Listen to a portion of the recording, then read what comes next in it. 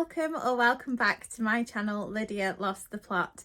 I am Lydia and I'm here to guide you through the week of reading. It has been a really fun week for all of us bookworms. So we had the announcement of the Women's Prize for Fiction and the inaugural Women's Prize for Non-Fiction winners. They were announced and it was such an amazing experience, like watching that. And I feel like it's, I don't know, there's no prize like it in my opinion. I really genuinely think that, sorry, you might see Cassie, Cassie's here.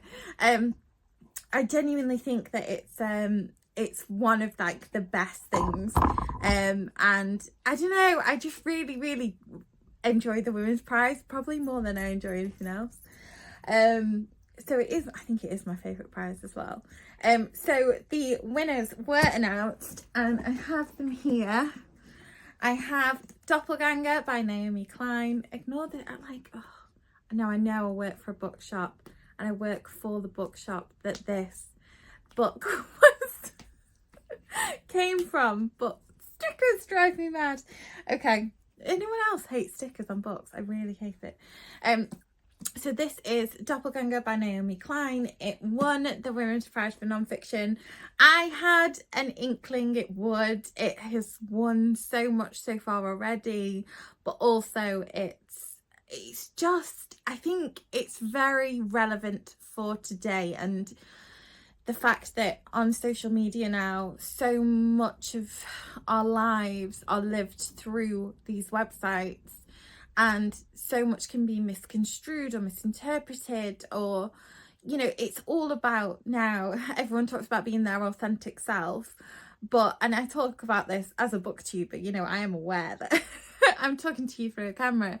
But I think it's just so interesting that we as a society have now got to this point where someone can be mistaken for somebody else, and that can lead them down a rabbit hole of vitriol and you know, and they have to deal with the fact that they are diametrically opposed people and yet are consistently mistaken for each other in a way that I don't think would happen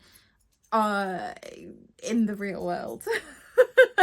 You know, it just, so I'm really excited to read this. I've been waiting to read it. I held off reading the Women's Non-Fiction Prize because I've been reading for a different prize, or will be revealed soon. But I really did want to get to this, so I did buy myself a copy and it's signed, which I think is like super cool. Because, you know, but I mean, what do we rate the signature? So I was saying in the bookshop the other day, I saw Michael Palin's signature, and Michael Palin's signature does not say Michael Palin. Under no circumstances is that a legible name. And I always think like my signature's awful. I always think like that could be anyone. I mean, it is Naomi, but it could be anyone. So that was the winner for the non-fiction prize. I do have my my predictions video for the fiction prize. I did do that the day before, so we'll see how wrong I was. So the winner for the fiction prize was Brotherless Night by V.V. Ganeshanathan. And I have heard so many good things about this book. One of my current reads is another one off the list. I haven't read this yet. I had Enter Ghost by Isabel Hamed and this to read, and I left this to last because I thought it would be the best. But I didn't get time to read it, so I'm so excited now that I get to read it. It is a beautiful book. And from everything that I've had, I say I haven't read it, I have had a skim. And as a bookseller, we kind of have to have a working knowledge of as many books as possible, and this was one that was on my radar, and so I do have a general idea about it and the style and things like that. And it's so good. So I'm really excited to deep dive into it. I will be getting my pen out. I will be marking this one out because I think this is going to be one that's going to stay on my shelf. I tend to only annotate or mark books that I know I probably will keep. The ones that I think are all proofs, but the ones that I think I might not be for me, I tend to write on a note card and then decide whether or not I'll transfer that over, if that makes any sense whatsoever. I mean, it's very anal of me. But yeah, so I was really pleased for this one. I would have loved it to have gone to Enter Ghost by Isabel Hamad, not just because of the political aspects of what's going on in the world right now, but sorry, Cassie's trying to, you know, attack the camera again, but also because I adored it. So but I have yet to like deep dive into this one, so I will be doing so. In other bookish news, I have sort of not been able to read as much as I would have liked. I've had a difficult couple of weeks, and it's been a few weeks where I've had a lot of mental load, and I find that when I've got a lot on my plate, I tend to drop reading, and it's only because I've been so sort of distracted that I've not been able to get a lot read. However, the stuff that I did get read, amazing. So the first book that I finished was Intermezzo by Sally Rooney. I can't say much about this book because it is embargoed. All I can say is pre-order it now, and that it may be her best yet. It's phenomenal. It's incredible. I marked nearly every page. I have yet to put my tabs in, but the amount of quotes that I underlined was actually ridiculous. It was like one every page, because it was breathtaking. It was beautifully written, and I mean, if you haven't got your pre-orders in now, do it, because honestly I think this is going to be a sensation.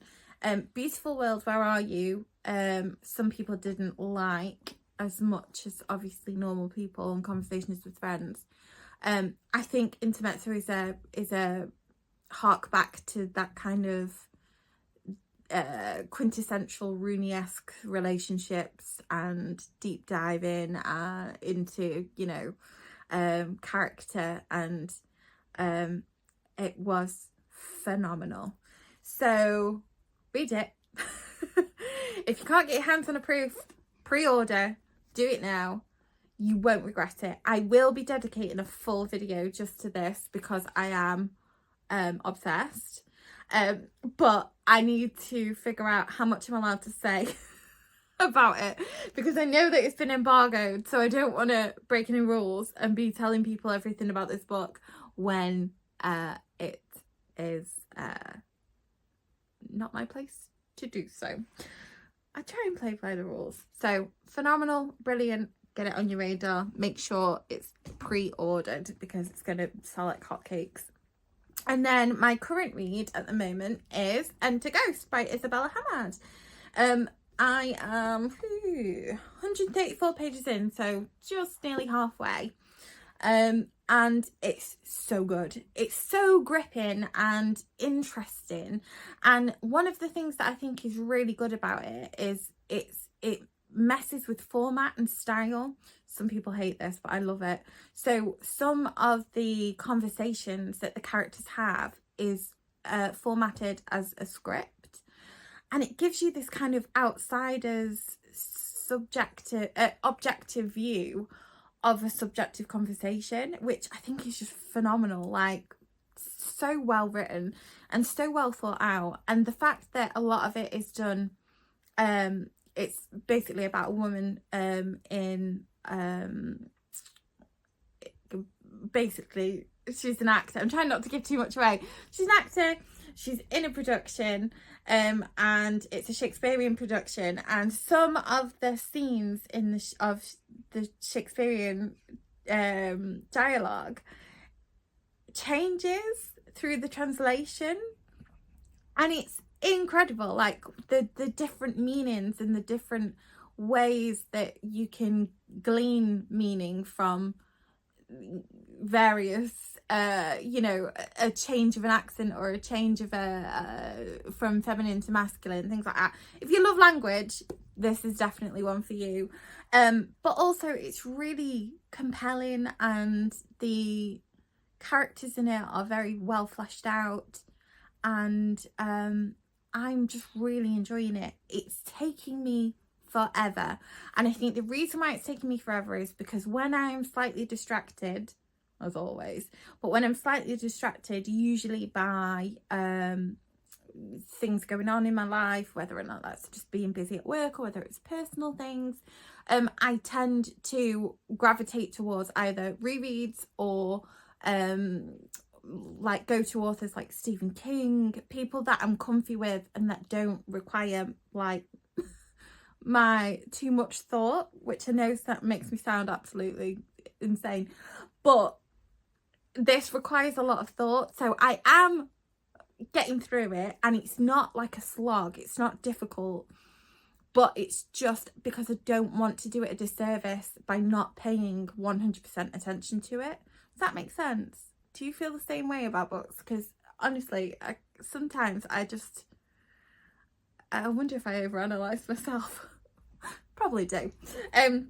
But there's some absolutely gorgeous quotes in it, and it's just so interesting, and I think that you'll really love it if you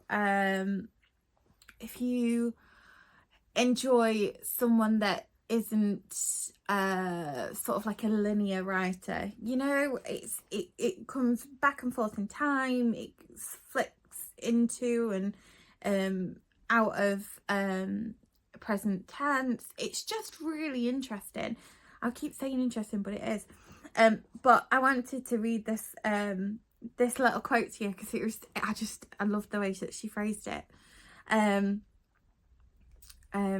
she's smoking a cigarette, and she says, "I didn't want the rest of the cigarette, but held it between my fingers, enjoying the echo of other people's hands holding cigarettes elegantly." Enjoying the echo, like, yes. It was just so well phrased, and I just think she has this way with language that is unlike a lot that I've been reading recently, and I think I'm hoping that just because it didn't win, it doesn't mean it's going to start flying under the radar. I'm really hoping that people are going to be putting it on tables in bookstores, that people are going to be picking it up and are going to be gifting this. If you've got an actor, creative, politician, or any kind of anything like that person in your life, this would be a brilliant gift. A historian as well. I think they would thoroughly enjoy it. But that's it really. That's where I'm up to. I've been doing a little bit of non-fiction reading in terms of some stuff for work. I have done some prize reading, but I can't tell you about that until end of this week. So maybe in my Sunday Reads video you'll be able to see it. But yeah, in my weekly wrap up. But I've had a weird week. But I feel like things are going to get even better, and they do. So hopefully I'll get a lot more books read in the coming weeks, and I'll be able to share it with you all. But please do comment down below. What are you currently reading? What do you think of the Women's Prize? Are these your winners? Are they not your winners? Please tell me, because I'd love to open up a discussion about it. And if you have got this far in the video and you have yet to subscribe, then please do subscribe, because it really helps me to know that I'm making the content you want, and also it helps build our community so we can all have a chat and lose the plot together. So thank you for your time this week, and I'll see you soon. Bye.